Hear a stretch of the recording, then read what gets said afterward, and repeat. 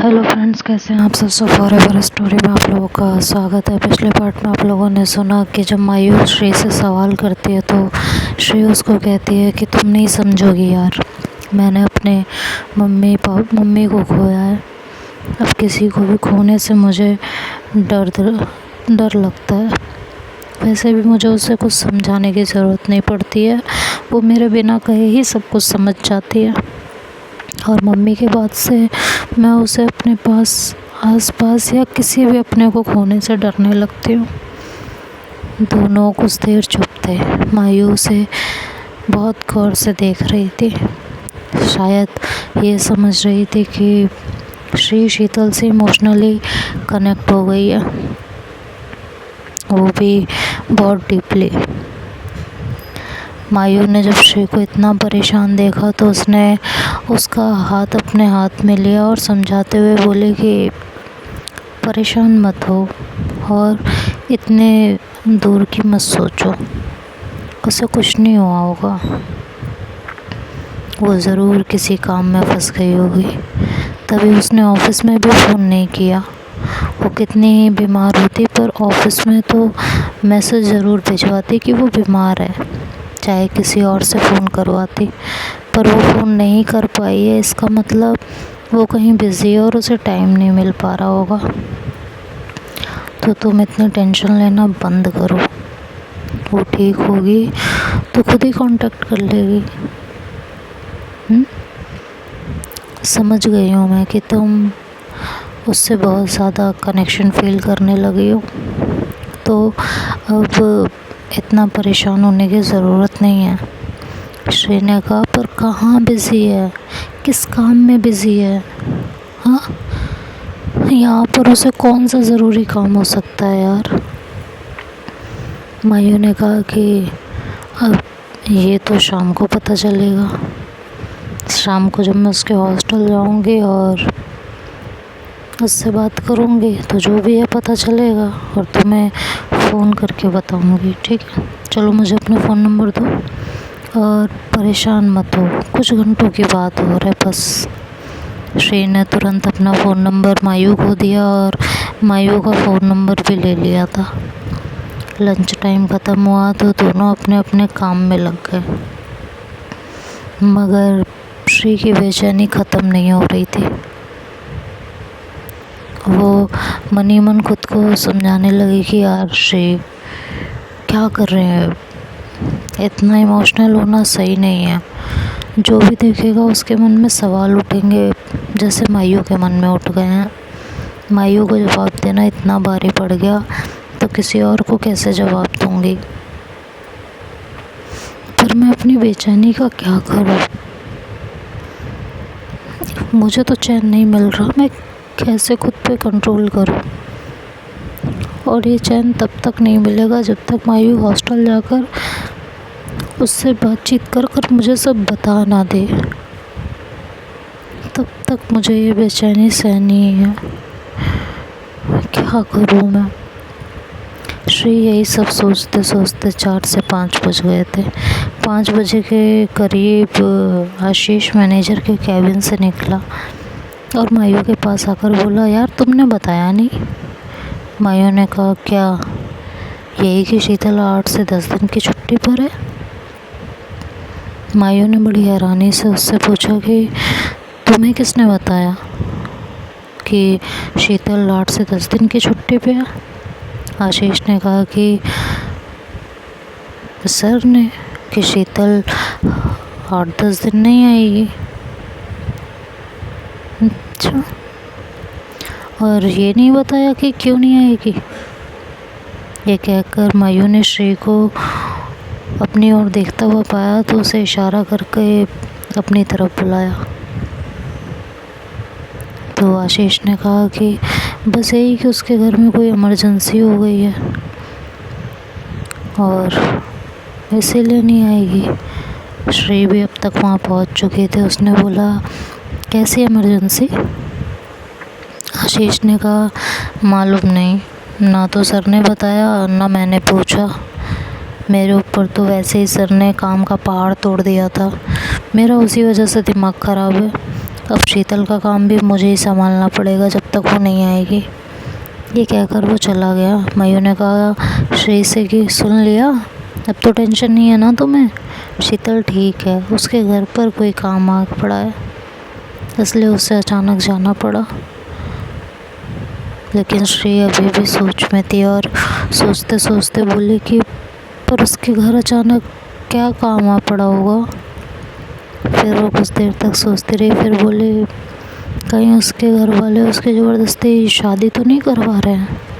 मायू ने हैरान होकर कहा कि क्या यार, क्या क्या सोचती हो तुम? ज़बरदस्ती शादी कैसे करवा देंगे? शीतल कोई बच्ची तो है नहीं, और वहाँ उसका घर है। घर में 100 काम होते हैं तो इमरजेंसी की हद तक ज़रूरी होते हैं।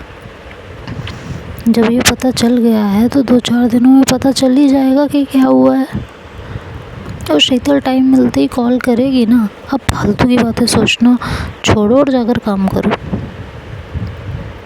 श्री अपनी सीट पर आ गई थी, पर उसकी टेंशन ख़त्म नहीं हो रही थी। बस एक टेंशन ख़त्म हुई तो दूसरी सवार हो गई थी।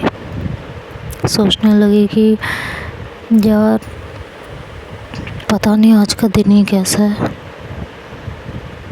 सुबह से दिमाग ख़राब है, आज एक भी काम ढंग का नहीं हुआ। ऊपर से सुबह से बुरी खबरें सुनने को मिल रही है। पहले शीतल का कुछ अता पता नहीं था और अब पता चला है तो 8-10 दिन की छुट्टी पर है। कहाँ 2-3 दिन नहीं कटने वाले थे, पहाड़ जैसे लग रहे थे सोच सोच के कि 3 दिन छुट्टी हो जाएगी उसकी इस बार।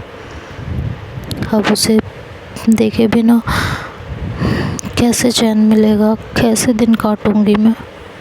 अब तो 8-10 दिन की छुट्टी पर है, क्या करूं? श्रेय अब अंदर ही अंदर खींच रही थी। सोचने लगी कि यार शीतल के बारे में किससे पता चलेगा, किससे पूछूं? कोई फ़ोन नंबर नहीं है, कोई अता पता नहीं है। कहीं उसकी सच में उसके घर वाले शादी तो नहीं करा रहे?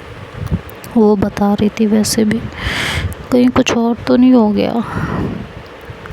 कैसे पता करूं सब? दिमाग ना फट जाए मेरा। यही सब सोचते सोचते अचानक उसे लगा कि क्यों ना जाकर मैनेजर से पूछ लूँ।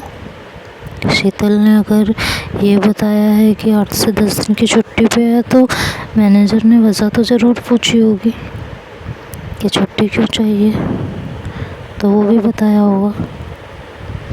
बिना वजह जाने तो मैनेजर इतनी लंबी छुट्टी देने से रहा।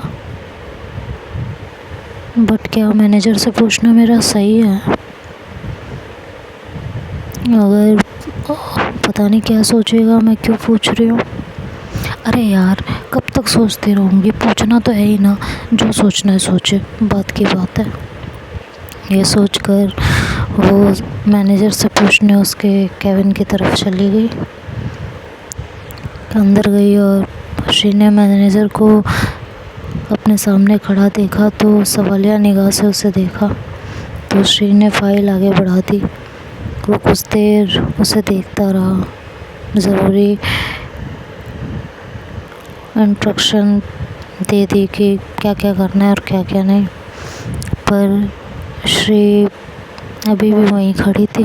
तो मैनेजर ने पूछा क्या हुआ, कुछ और डिस्कस करना है? नहीं सर, कुछ पूछना था। तो पूछो। सर वो शीतल के बारे में कोई इन्फॉर्मेशन है क्या आपके पास? मतलब आज वो आई नहीं है तो फ़ोन तो किया हुआ उसने।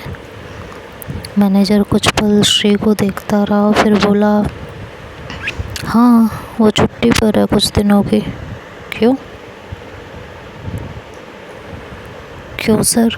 क्यों मतलब उसने बताया नहीं कि क्यों है? अब तो कहते कहते थोड़ा अटक गई थी। उसने मैनेजर से बात करते हुए अपनी टोन का पूरा ध्यान रखा था। जितना हो सकता था उसको पोलाइट रख सकती थी, उतना ही पोलाइट रखा था। मैनेजर ने कहा कि क्यों जानना है तुम्हें?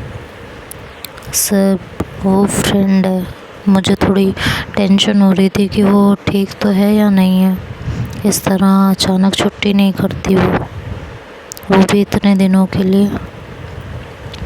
तो मैनेजर ने कहा फ्रेंड है तो आपको खुद ही बता देगी। प्लीज़ सर, आपको कुछ पता है तो बता दीजिए ना सर, प्लीज़। मैनेजर उसे कुछ पल देखता रहा, फिर बोला कि उसकी मम्मी की तबीयत ठीक नहीं है, वो हॉस्पिटल में एडमिट है, इसलिए उससे छुट्टी ली है। वो 2-4 दिन में भी आ सकती है और हो सकता है 10 दिन भी लग जाए, मुझे इतना ही पता है। श्री अभी भी वहाँ सोच में खड़ी थी। उसे इस तरह खड़ा देख के मैनेजर ने कहा कि श्री और कुछ पूछना है क्या आपको? श्री जैसे होश में आई, उसने कहा नहीं सर थैंक यू। तो जाइए, जाकर अपना काम कीजिए अब। श्री कैबिन से बाहर आ गई थी। अब जाकर उसे चैन मिला था कि शीतल ठीक है, पर अगले ही पल उस पर फिर से चिंता सवार हो गई। यार उसकी मम्मी बीमार है, जाने कैसे होगा वहाँ पर सब, वो कैसी होगी, इतने दिन उसके बिना मैं कैसे रहूँगी। और फिर अगले ही पल भगवान से शीतल की मम्मी को जल्दी ठीक करने की प्रार्थना करने लगी। कहने लगी कि भगवान बस शीतल की मम्मी को जल्दी से ठीक कर देना प्लीज़। यही प्रार्थना करते हुए और टेंशन लेते हुए छुट्टी का टाइम हो चुका था।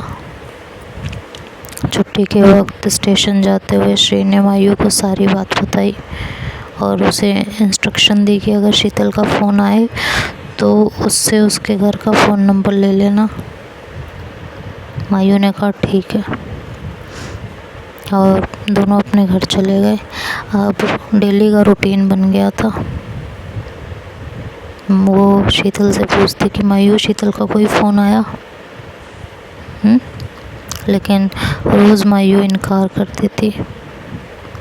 मायू ने भी अपने घर पर सबको खास हिदायत दी थी कि कोई भी फ़ोन उठाए और अगर उधर से फ़ोन पर शीतल हो और मैं घर पे ना हूँ तो शीतल से कांटेक्ट नंबर ले लेना। शीतल का कोई फ़ोन लेकिन कभी नहीं आया, ना ही उसकी कोई खबर आई। इधर श्री का हाल दिन में दिन बुरा होता जा रहा था। ना तो उसे दिन में चैन आ रहा था, ना रात में नींद। भूख प्यास लगनी सब बंद हो गई थी। ऑफिस में मायू का सिर दिमाग खाती और घर में चिड़चिड़ी घूमती रहती थी। उसकी नानी ने कहा आजकल देख रही हो तुम बहुत चिड़चिड़ी घूम रही हो, खाना वगैरह नहीं खाती हो। उसने कहा बस ऐसे ही तबीयत ठीक नहीं रहती मेरी, और ज़रा सी बात पे किसी न किसी से लड़ बैठती थी। काम धाम में उसका बिल्कुल मन नहीं लगता था, बस सारा दिन शीतल के ख्यालों में खोई रहती थी। यही सोचती रहती थी कि यार शीतल क्या कर रही होगी, उसने खाना खाया होगा या नहीं, अपना ध्यान रखती तो होगी ना। पता नहीं उसकी मम्मी ठीक हुई कि नहीं हुई, कैसे सब अकेले मैनेज कर रही होगी। अच्छा उसकी 2 बहनें तो और है ना, पता नहीं वो दोनों आई होंगी कि नहीं आई होंगी। कब होगी शीतल, कब आओगी। ऐसे ही दिन गुजर रहे थे। रात को बिस्तर पर लेटती तो सोचती शीतल भी सो गई होगी क्या। और सुबह जब खुद सोकर उठती तो पहला ख्याल, पहला नाम, पहला एहसास, पहली इमेज जो उसके दिमाग में आती वो शीतल की होती थी। सो के उठते हुए पहले ही सोचती कि शीतल भी उठ गई होगी ना। ऐसे ही दिन गुजर रहे थे। संडे की रात थी, नींद उसकी आंखों से गायब थी। वो अगले दिन के बारे में सोच रही थी कि कल सोमवार है, 3 दिन हो गए हैं। शीतल की मम्मी की तबीयत अब तक तो ठीक हो गई होगी, कल उसे आ जाना चाहिए। और कैसे ठीक हो गई होगी, नहीं ठीक होगी तो, लेकिन 3 दिन बहुत होते हैं यार। कल सोमवार है, कल शीतल को ऑफिस आना ही चाहिए, पर उसने तो 1 हफ्ते की छुट्टी ली है ना, तो क्या हुआ, तबीयत ठीक हो जाएगी तो वो जल्दी भी आ सकती है। और अगर नहीं हुई होगी तो ऐसे ही काफ़ी देर तक वो खुद से सवाल जवाब करती रही, पर उसे नींद नहीं आ रही थी। अब वो बेचैन हो रही थी। तो देखते हैं अब आगे क्या होगा, ये तो नेक्स्ट पार्ट में सुनेंगे। तब तक के लिए बाय बाय, टेक केयर।